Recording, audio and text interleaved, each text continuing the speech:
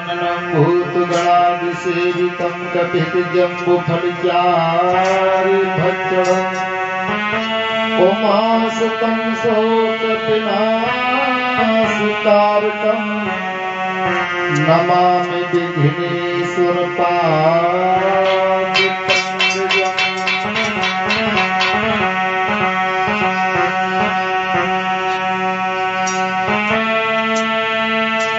ओम गुरुर्ब्रह्मा गुरुर्विष्णु गुरुर्देव महेश्वरः गुरुर् साक्षात् परब्रह्म तस्मै श्री गुरुवे नमः। अखंड मंडलाकारं व्याप्तं येन चराचरं तत्पदं दर्शितं येन तस्मै श्री गुरुवे नमः।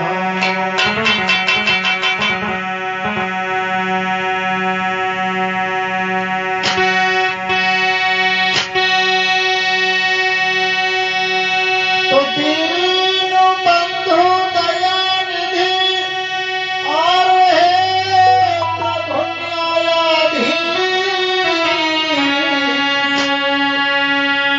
तुम सदा सहायक दीन के, हम तुम्हें नवाएं शीश।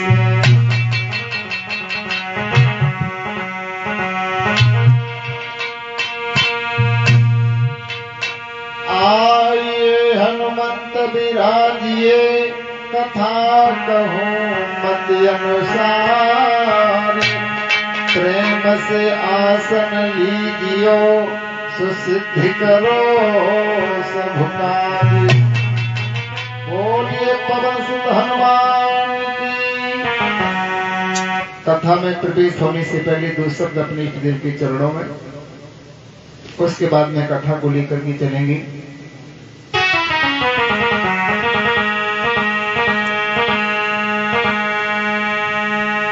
ये दुख क्यों दिए हे मालिक, ये दुख क्यों दिए हैं, ओ दुनिया बनाने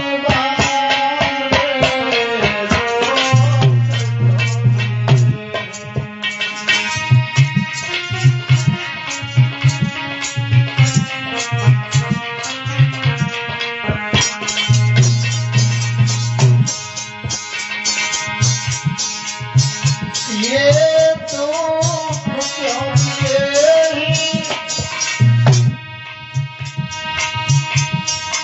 ओ कन्हैया,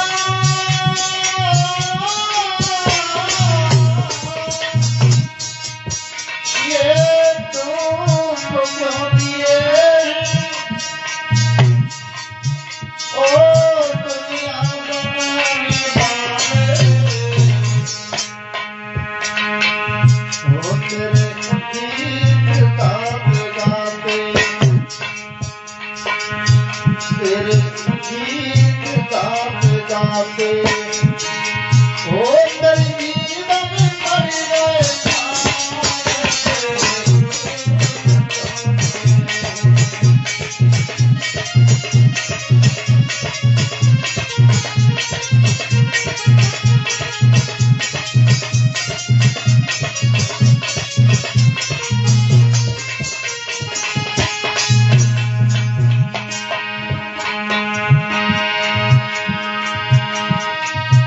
मैंने अपना जिसे बनाया और धोखा उसी से खाया।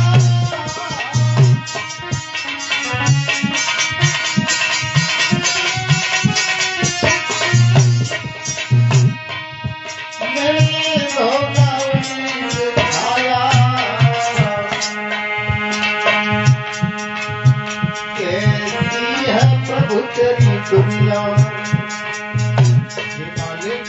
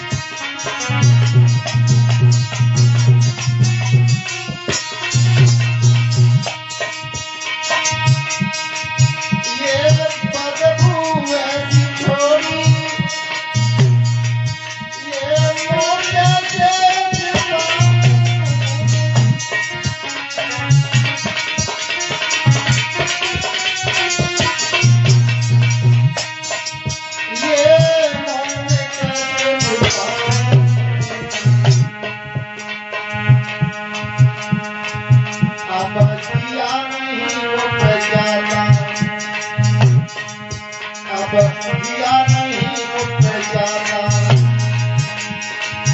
ओ तेरे बंधुओं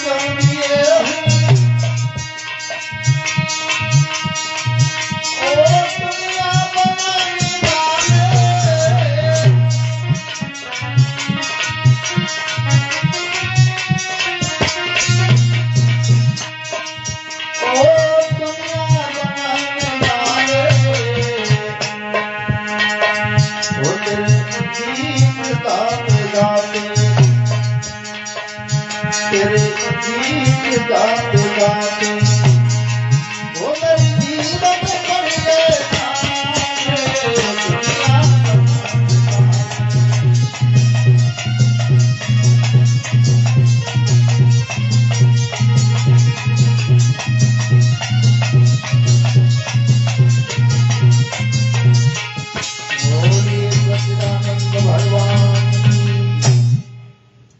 प्रांगण में उपस्थित हमारे सभी श्रोता बंधु, पिता तुल्य आदर के पात्र बुजुर्गों, सीता सावित्री के समान भूमि को पवित्र करने वाली हमारी माताएं बहनें, बहामम्र साथियों, व छोटी छोटी प्यार करने वाले बच्चे, इस पावन गांव नगला वमासी में भगवान की असीम कृपा से यहाँ के भक्तों के अथक प्रयास से धर्म क्षेत्र में जो श्रीमद् भागवत कथा का समायोजन हुआ है, उसका भक्तों आज अष्टम दिवस व्यतीत होने के लिए जा रहा है। हरिहर गंगा मैया के किनारे पर बैठे हुए व्यास नंदन सुखदेव जी महाराज, उत्तरानंदन महाराज परीक्षित को भगवान की अनेक पावन कथाएं श्रवण करा रहे हैं और एकाग्रचित होकर के भगवान के भक्त भगवान की पावन कथाओं को सुन रहे हैं। गंगा मैया की निर्मल धारा बह रही है। बड़े बड़े संत ऋषि सामने पंडाल में बैठे हुए हैं और भगवान की रसमयी कथाओं को रसास्वादन कर रहे हैं।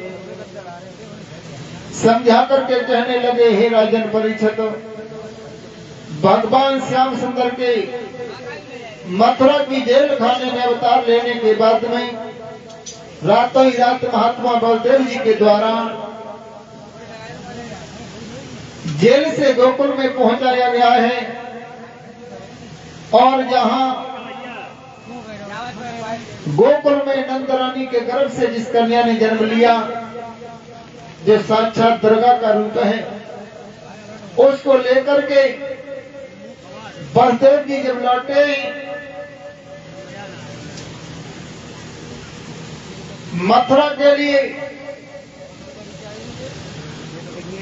तो मेरे श्रोताओं जेल में आए हैं। जब जेल में आए हैं तो जैसे कन्या को दिया, इधर प्रमाण मिला है, जैसे ही पहरेदारों की बेहोशी दूर हुई, पहरेदार जागे, इधर कन्या देवकी की गोद में रोने लगी और रोने की आवाज सुनकर के दौड़ करके भोजराज कंस को खबर दी है कि देवकी का 8वां पुत्र पैदा हो गया। इधर भोजराज कंस हाथ में तलवार लेकर के जेल में आया है। तो मैया देवकी ने कहा कि भैया, ये मेरे गर्भ से कन्या ने जन्म लिया है, ये कन्या तुम्हारा कुछ नहीं बिगाड़ेगी। उसी समय कंस हंस करके कहने लगा, मैं मानता हूं ये कन्या मेरा कुछ नहीं बिगाड़ सकती। हो सकता है इसका पति मेरा काल बन जाए, हो सकता है इसका पुत्र मेरा काल बन जाए, इसलिए मैं ये गलती नहीं करूंगा। उसी समय जबरन उस कन्या को छीन लिया और जैसे ही उसके पैर पकड़े ही सिरा पर मारनी चाहिए, वो कन्या हाथ से छूट गई और आकाश में चली गई। आकाश में विराट स्वरूप धारण करके कहने लगी, ये भोजराई कंस, तूने मुझे मारना चाहा, तुझे मारने वाला तो गोकुल में पैदा हो चुका है। जब ये शब्द सुने उसी समय मेरे श्रोताओं भोजराज कंस की आंखें फटी की फटी रह जाती हैं और विचार करने लगा कि मेरा कान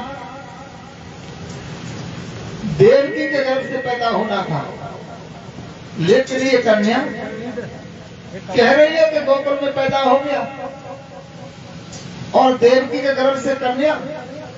क्या देवता भी झूठ बोलते? हो सकता कोई देवताओं की चाल हो। वसुदेव जी कहने लगे, कंस, मौत का समय निश्चित है, जिस समय मौत आएगी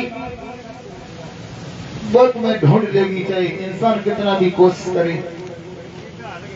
उसी समय मेरे श्रोताओं कंस अपने दरबार में चला जाता है और विचार करने लगा कि मेरा काल गोकुल में पैदा हो चुका है और मैं अपने काल को कैसे मर पाऊं, कुछ समझ में नहीं आ रहा है। 5 दिन व्यतीत हो गए, सोचते सोचते कुछ नहीं समझ में आया।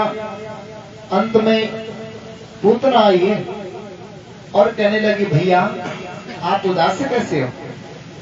तो कंस कहने लगा, मेरा काल गोकुल में पैदा हो चुका है और आप गोकुल में चली जाओ, मेरे काल को मार के आओ।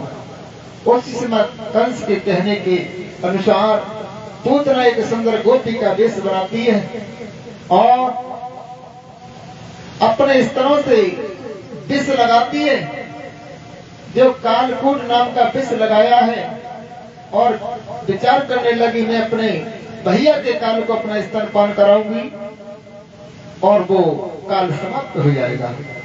आज सुंदर गोपी का वेश बना करके पूतना धीरे धीरे आज गोकुल को चली है। इधर पूतना धीरे धीरे गोपी का सुंदर वेश बना करके चली है और कैसा रूप बनाया है भैया ऋषि।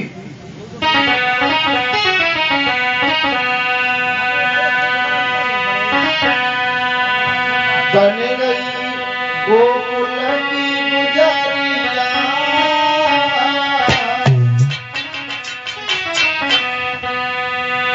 बड़ा सुंदर रूप बनाया भैया। बन गई गोकुल की गुजारिया, भैया ये कई बार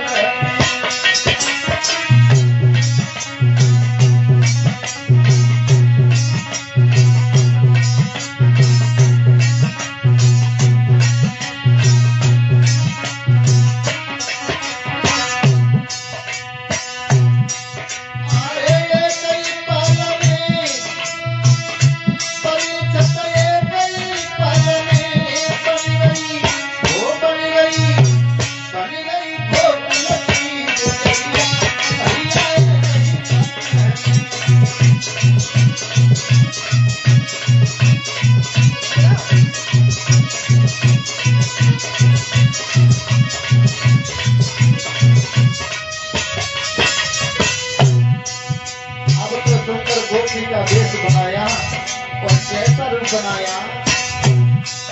अरे मोहन लाली नागन रानी अखियाँ कल रातों है।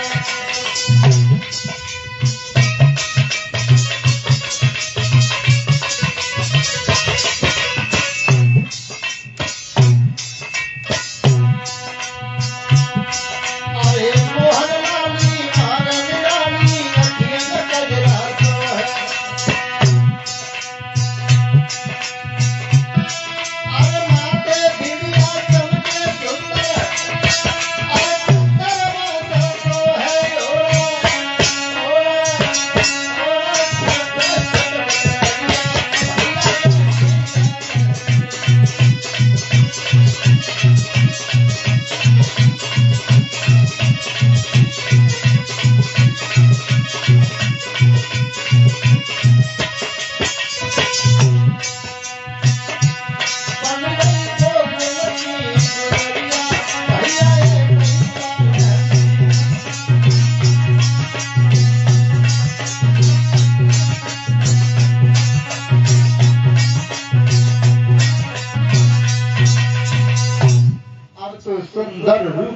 करके चली है और धीरे धीरे गोकुल में पहुंच जाती है। हरविंद भैया पहुंच गई, विचार करने लगी कि मेरे भाई का काल किस घर में है। तो पूछती है कि 2-4 दिन के बच्चे किस किस के घर में हैं। गोपी के रूप में जाती है, बधाई के गीत गाती है और मौका पाते ही अपना स्तनपान करा देती है। जैसे ही बालक स्तनपान करते हैं बच्चे मर जाते हैं। मेरे श्रोताओं, इस तरीके से 2-4 बालकों को मार दिया। अंत में पूतना नंद भवन में पहुंच जाती है और यशोदा मैया से कहने लगी, यशोदा और यशोदा, तूने बुढ़ापे में एक लाला को जन्म दिया है और तूने सबको बुलाया, मुझे नहीं बुलाया। मैंने जैसे ही सुना तो मैं भी बधाई देने के लिए दौड़ी चली आई, क्या मुझे बधाई नहीं दोगी? उसी समय मैया यशोदा कहने लगी, बहन मैंने तो सबको बुलाया और तुम ना आ पाए तो कोई बात नहीं, मैं जरूर तुमको बधाई दूंगी। उसी समय मैया ना समझ पाई कि ये पूतना है, गोपी के वेश में अब तो बधाई के गीत गाने लगी। और कैसे गा रही है?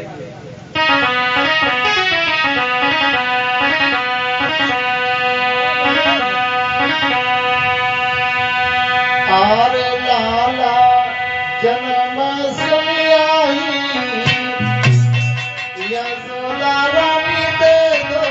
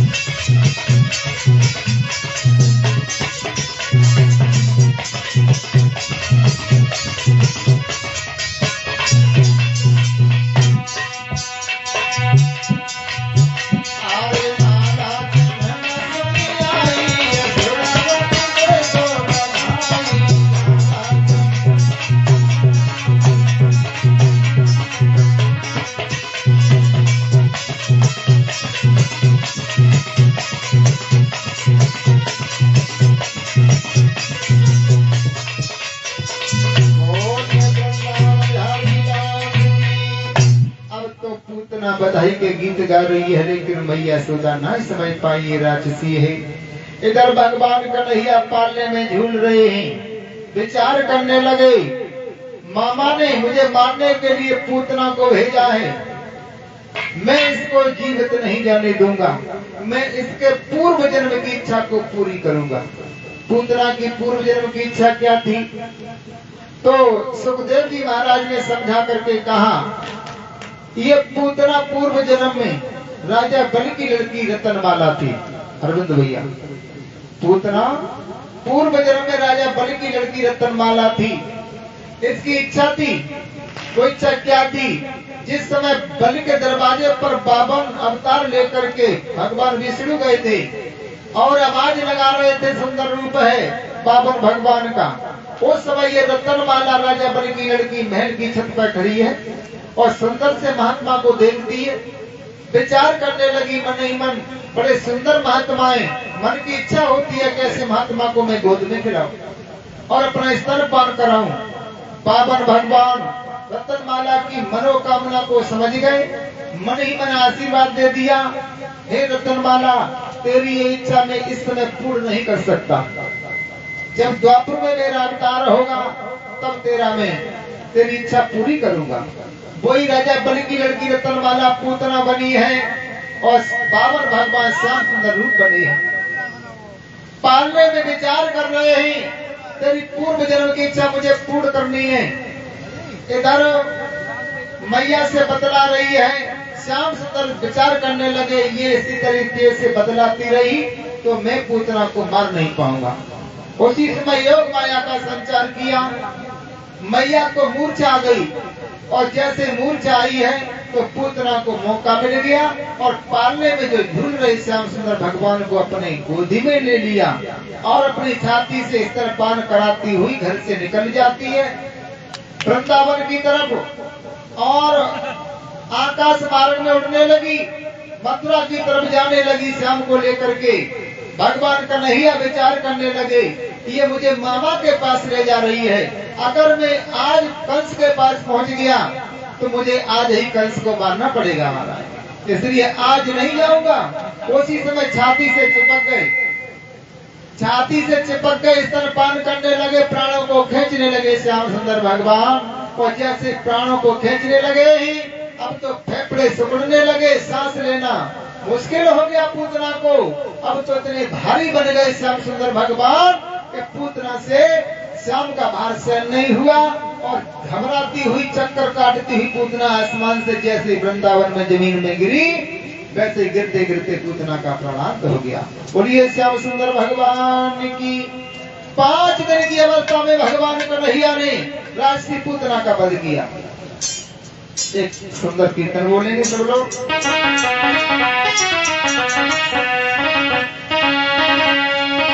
मेरे मन में बदलो हर सावरिया, कारी कारी क्यों ना बिना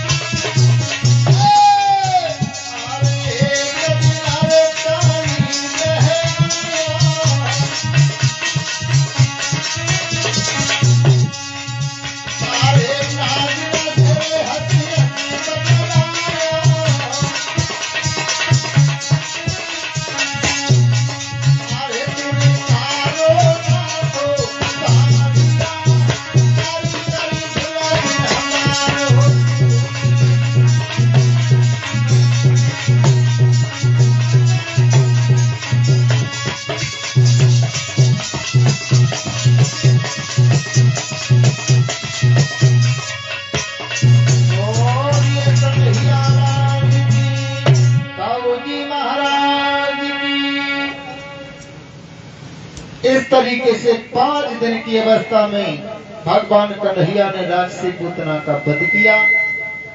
इधर मैया की मूर्छा जागी तो देखा कि पालने में ना तो कन्हैया है और ना वो गोपी है।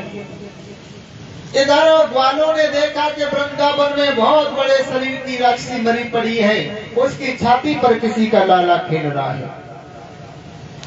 इधर पल भर में सारे गोकुल में खबर फैल गई कि यशोदा के लाला को कोई उठा ले गया। इधर ग्वाल वालों ने खबर दी कि किसी का लाला राक्षसी की छाती पर खेल रहा है वृंदावन में। तो सभी गोकुलवासी दौड़ करके पहुंचे हैं तो देखा कि भगवान कन्हैया पूतना की छाती पर खेल रहे हैं। अब तो डर से कोई पूतना के पास में भी नहीं जा रहा, लेकिन मैया दौड़ी चली गई, क्योंकि माँ की ममता ही कुछ अजब होती है। मैया यशोदा ने अपने लाला कन्हैया को पूतना की छाती से उठाया, अपने छाती से लगाया और बार बार पुचकारने लगी और भगवान को धन्यवाद देने लगी है कि हे प्रभु, आज तूने मेरे लाला की रक्षा की है इस राक्षसी से। और बार बार पुचकारती हुई अपने घर में आ जाती है। धीरे धीरे समय व्यतीत होने लगा। आगे चल करके नंद बाबा ने अपने कुलगुरु श्री गर्गाचार्य जी को बुलाया है और अपने आंगन में बुला करके अपने दोनों बालकों का नामकरण संस्कार कराया। तो जो रोहिणी के गर्भ से जिस बालक ने जन्म लिया, जो वसुदेव की बड़ी पत्नी थी, उनके बालक का नाम श्री गर्गाचार्य जी ने बलराम रखा, जो दाऊ जी के नाम से विख्यात हुए। आपके गांव में उनका मंदिर भी है और आप सभी लोग दाऊ जी महाराज के भक्त भी हैं। तो श्री गर्गाचार्य जी ने उनका नाम बलराम रखा और जो देवकी के गर्भ से जिस बालक ने जन्म लिया, उस बालक का नाम श्री गर्गाचार्य जी ने कृष्ण रखा। अब तो धीरे धीरे कृष्ण बलराम बड़े होने लगे हैं। इधर भोजराय कंस विचार करने लगा, मैंने पूतना को अपने काल को मारने के लिए भेजा, लेकिन पूतना लौट करके नहीं आई। अब तो